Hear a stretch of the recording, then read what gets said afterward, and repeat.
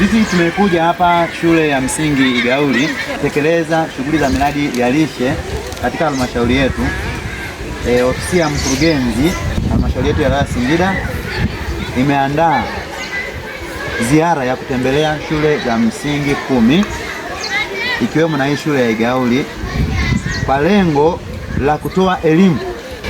Tunasambaza maziwa na kuwagawia maziwa ili kusudi mnywe, kwa sababu maziwa yana faida nyingi sana kwenye mwili wa binadamu, hasa kwa watoto wadogo wenyewe ambao bado mnakuwa mifupa yenu bado inakuwa.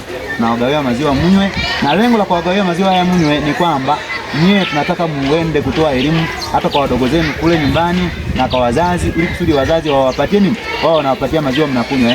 Nasikia nimesema maziwa ambayo hajachanganywa nani na maji, yaani maziwa fresh. Ametoka kukamuliwa, yanachemshwa vizuri, mzazi anakupatia, mwambie usiweke maji, nipatie maziwa fresh.